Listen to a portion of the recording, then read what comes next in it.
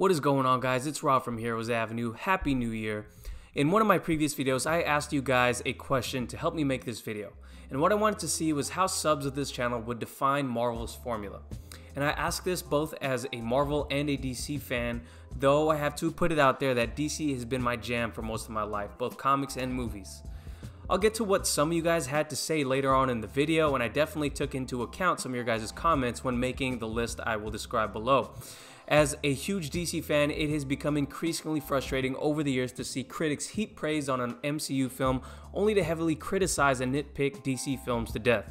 And even when critics deem that DC did something right, they compare it to the MCU. And I guess therein lies the issue. Have critics become so enamored with the Marvel formula that it's become the standard on which superhero movies should be compared to? And if this is so, I want to see what this formula potentially consists of. I took some of my own feelings and some of the comments in creating this list, and if you feel that's different, that's cool. You can let me know what you think down in the comments below and we can continue the discussion. And again, I want to remind everyone that I am a fan of the MCU. While this list is definitely not a representation of everyone's feelings, it's meant to spark some conversation and debate. So first, I'll talk about some of the things that make up this Marvel formula, according to myself and some of the comments, then talk about how the DCEU handles some of these points. So let's get into it. The Marvel formula broken down below. So it is a list of 8 points that I created. So first thing on the list is going to be comedy. Everyone knows about this. The use of comedy in MCU movies is definitely one of its defining characteristics. The quips between A-list actors are some of the most entertaining parts of the movie for some, and the biggest issue and annoyance for others. While some people love the levity of each movie, others feel like it takes away from the actual drama and urgency of the plot. Whichever side of the fence you're on this issue, this is undoubtedly one of the defining characteristics of a Marvel movie. 2, the look. I don't know how to best describe this one, but all I can say is you know a Marvel movie when you're watching one. I'll let one of our subscribers say it best. Kev Rules 06 describes it as a televisual style, cinematography, and lighting. That's how the look of a Marvel movie is, and I imagine this look is how future Disney streaming services movies or shows like the Loki series or the Scarlet Witch series are going to look and feel as well. And I guess this brings us to our next point, number 3, continuity. It wouldn't be a universe without a focus on continuity, right? Marvel makes sure to remind the audience that each movie is a part of a wider universe within the movie. And at the end of the movie, they use certain techniques like the end credit scenes or mid-credit scenes to reinforce that. The use of cameo appearances within the movie not only serve as fan service, but also marketing. So just look how Robert Downey Jr. was used in Spider-Man Homecoming promotion and in the movie. And again, the mid and post credit scenes serve as a promotion for future movies, and it's a genius idea, really. They're not the first to do a mid or post credit scene, but it's something that they started doing, and other studios are adopting this technique to build their own universe as well. So number 4 is going to be action. Of course, superhero or comic book movies, they wouldn't be superhero comic book movies without the action. And do Marvel movies have a certain style of action? I wouldn't say so. Some people might. But in my next point, there is one thing that is undeniable. So number 5, the gravity of the film. The Marvel films tend to play it safe. There is a lot of ways Marvel movies play it safe, and I understand it's usually to appeal to the widest audience possible, both for kids and adults. It sometimes feels like there's no consequences in these movies. Take Civil War. Love the movie, but Civil War, for example, in the airport battle scene, Rhodey is shot down by Vision, and they leave you thinking that you're going to be that he's going to be crippled for the rest of his life. But by the end of the movie, he's already walking, and in future movies, he's back in his suit, and it doesn't feel like there was a real consequence there.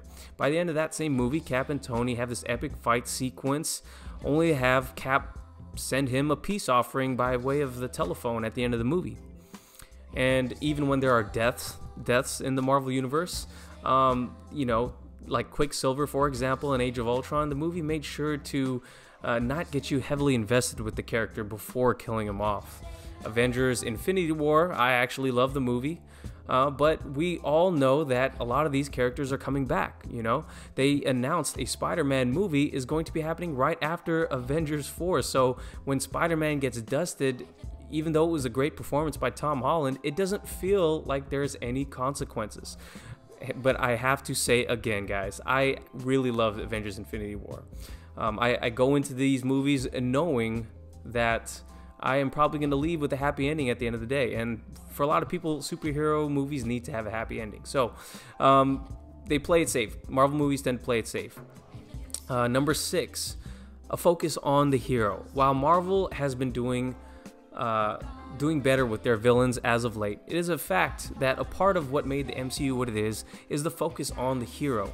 There are obviously both pros and cons for this, but that's just the case, and it's actually stated by Kevin Feige in an old interview that the main focus are on the heroes, and that makes total sense, but at the same time, it can frustrate a lot of fans when their favorite villains are not done to justice. But I'm going to say in a future point when I talk about DC that that's the same case for them too. So number 7, the movie score. I'm going to go ahead and say it, but outside of the Avengers theme and the Black Panther and Killmonger theme, I couldn't tell you how any other hero theme goes in the MCU because they haven't been really strong. They've been really weak with their movie scores, actually. I feel that heroes should have distinct movie themes and scores, but for the most part, this hasn't been the case or focus for MCU movies. And number 8, lastly, there is a take-home message to Marvel movies. Any good movie is going to do this. They're going to give us a relatable, real-world issue that the hero is facing, and I think Marvel does a good job with this. So those are the 8 points that I took in my own feelings on the issue and other people's input on the issue. Those are kind of the amalgamation of what everyone thought was the Marvel formula. So now let's go ahead and talk about how the DCEU handles these aspects and potentially why the critics are so harsh. So number 1, comedy. The DCU certainly doesn't bombard you with comedy in its movies. Zack Snyder set the tone of this universe early on with Man of Steel. The event in which mankind realizes that they aren't alone in the universe certainly isn't a movie that doesn't call for much comedy at all, because the gravity of the situation at hand. Man of Steel, by the way, my favorite DCEU movie. Going into BVS, we see the ramifications of Superman's presence on this earth and get introduced to a jaded Batman and Wonder Woman. The comedy in these movies are delivered in a much more offhanded way, but they are in there as they are in Man of Steel. Suicide Squad definitely gave us this universe a lot more colorful characters, and Wonder Woman provided many more charming and comedic moments to this universe, but still not bombarding you with comedy. Justice League felt like a departure from the tone set by Snyder, with Whedon attempting to change the direction of the DCU, and many critics said it was a step in the right direction, but fans disagreed, and so do I, by the way. Aquaman was perhaps the most lighthearted of all the DCEU movies so far, and for several reasons, they compare this movie to an MCU movie, and I actually think those are, some comparisons are fair if you want to talk about, the comparisons to Thor and Black Panther in the story, but at the same time, it is still a much more different movie than those are. So number 2, the look of these movies. They differ from most superhero movies in the DCEU. It's obviously much more desaturated and, dare I say, darker. Aquaman was the brightest and most colorful of all DCEU movies, and a departure from the look that Snyder started. But I would argue it still feels like it's in the same universe. So far, both MCU and DCEU have translated many iconic book moments to the silver screen, though the DCEU films feel more like a real-world illustration come to life, where the MCU feels a little bit more grounded in reality. Number 3, as far as continuity goes, the DCEU is 6 movies in so far and doing quite well.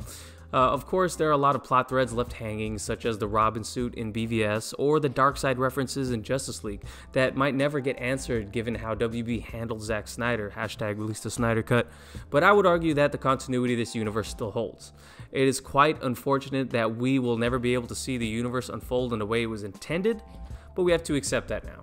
The DCU is still in its early stages, and while at the times it feels like it needs to catch up to Marvel, we should remember that it's really early on in the universe. So one issue that its main team had, the Justice League, one of the main issues for this movie as far as continuity, it didn't really set us up for a clear path going forward like Avengers did with Thanos. So they did it quite brilliantly with the Avengers, but Justice League didn't really give us a clear path forward.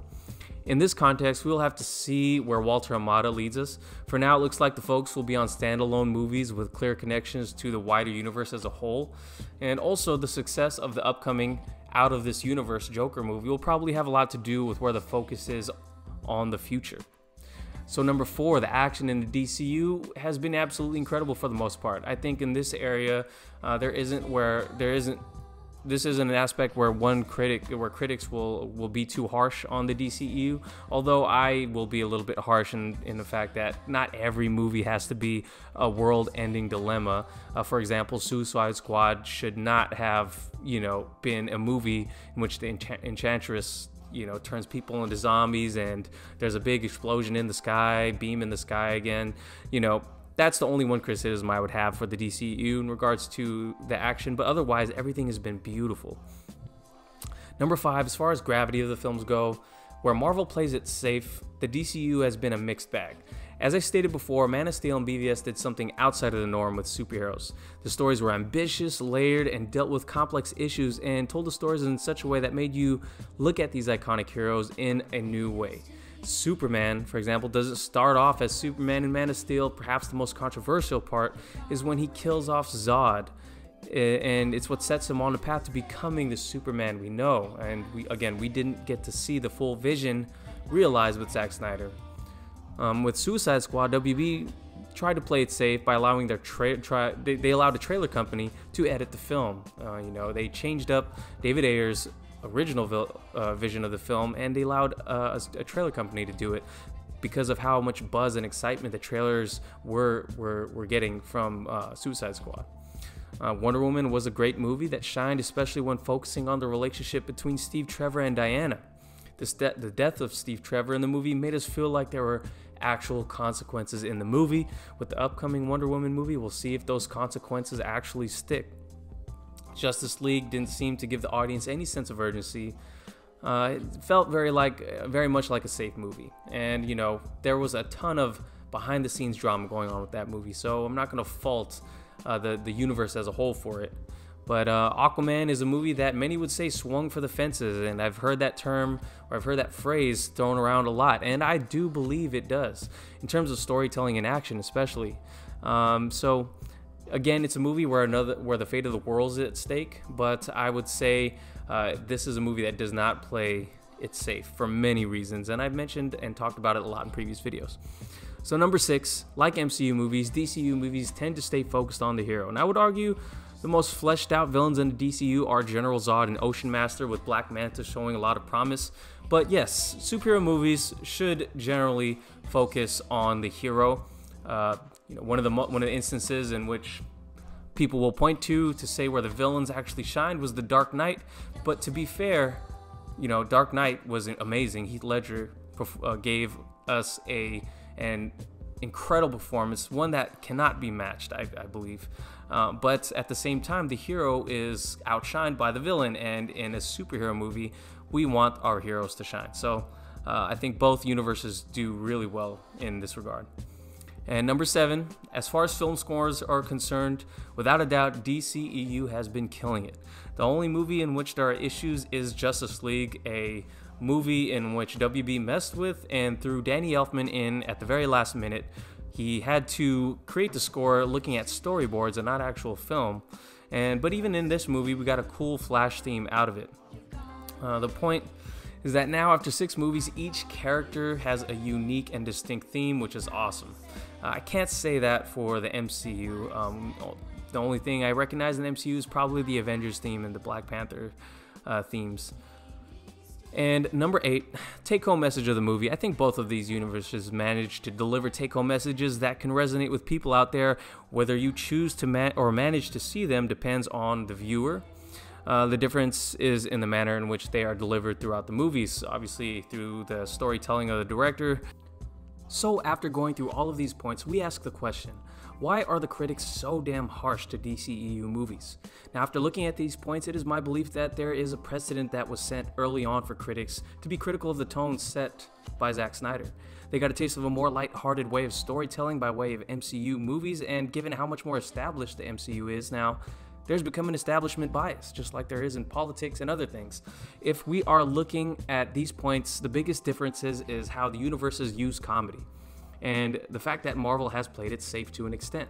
Now, I'm sure if you heard me or just listen to me say that sentence right there, there'd be a lot of backlash on that. But if you go back and look at the ways they have played it safe and some of the points I laid out above, then it makes a little bit more sense. Now, before we go, let's go ahead and look at some of the comments you guys sent in and see what you guys think. Okay, Marvel Formula. Colin C says, heavy action, comedic beats, story-driven, bright colors, ties into other films, mid-end credit scenes. And he asked if we ever live stream. No, we haven't live streamed yet, but we want to do that in the future for sure. And he goes into some of his most anticipated movies next year. Shout out to Colin C for chiming in. We definitely included some of what you had to say in our discussion. Comptone 70s says, Marvel Formula, Disney owns and controls the critics, comedy, bash everything else. Release the Snyder Cut, don't believe the shills, never compromise. Oh man, definitely release the Snyder Cut. He has a hot take on this for sure. So again, I know a lot of us, our subscribers, are big DCEU fans, and they're a lot of us are jaded because of some of the critics and what they're, how they're shaping the conversation, So shout out to Comptone 70s for joining in on the conversation. Kev Rules always has a hot take on our channel. What's up, Kev Rules 06? As to your question, oh boy, where to begin? Marvel absolutely has a formula. Safe films that don't take any risk, televisual cinematography and lighting, safe, inoffensive, but forgettable film scores that sometimes employ temp music. Too much of a large focus on the heroes, with many one-note villains mostly functioning as simple roadblock to a hero, while not possessing any power over the hero before being utterly annihilated. A strong desire to make sure that everyone knows that each film belongs in the same franchise by over-referencing other characters, events, unnecessary cameos, or putting in product placement for future films, i.e. fake Cap Shield in Iron Man 2. Most bad fight sequences that are overly edited to disguise the actor's lack of real-life knowledge on how to fight, making sure that each film is mostly a 2-hour commercial for future films that are themselves commercials for future films. And for the love of God, don't forget the bathos. Real drama isn't allowed for fear it might come across as cheesy, so they must destroy actual drama with comedy bathos, so that's not to be the butt of the joke. Everything must be a joke. Don't forget, no consequences. What? Tony and Pepper are taking a break, but because he couldn't stop being Iron Man? Don't worry, they're now getting married, and all of a sudden because reasons. What? Guy fell from great height and is now paralyzed? Don't worry, he'll be walking by the end of the film, and even fully suiting up later films because nothing bad ever happens. If you want to make a successful MCU film, it would help to start with these guidelines. Gosh, Kev Rules absolutely demolishes the MCU. Again, guys, I am a fan of the MCU for what it is, recognizing some of these faults. Yeah, and guys, these are some faults of the MCU. If you're not a 10-year-old kid, if you are looking at it as, as a with a critic's eye, I guess, or with a critical eye, these are some problems for the MCU's films for sure, and Kev Rules makes sure to highlight some of those things, and man, was that a hot take of hot takes. Gosh. Shout out to Kev Rules for always joining in on the conversation. Always has some fun things to say. Make sure to check out his channel too, guys. Film Gob. Of course, you guys, I'm sure, are all familiar with Film Gob. Shout out to Film Gob. Marvel Formula equals safe, predictable mediocrity that is praised by influenced critics. Gosh. Ooh, that is a burn right there. So that's what some of the comments had to say. That video might have flew under some of your guys' radar because of the holidays, but make sure to jump in and add what you guys think is the Marvel formula below if you didn't already jump in on the conversation. And guys, these are meant to spark some fun conversations. Yeah, no need for name calling in the comments for sure, but let's have some fun with this. There it is, guys. Now I want to know what you guys think. How do you guys feel about this issue? Let me know in the comments down below. Once again, guys, Happy New Year. Let's all make 2019 a great one. Please give this video a like if you can. Subscribe if you haven't already, and I'll catch you guys in the next year. Peace.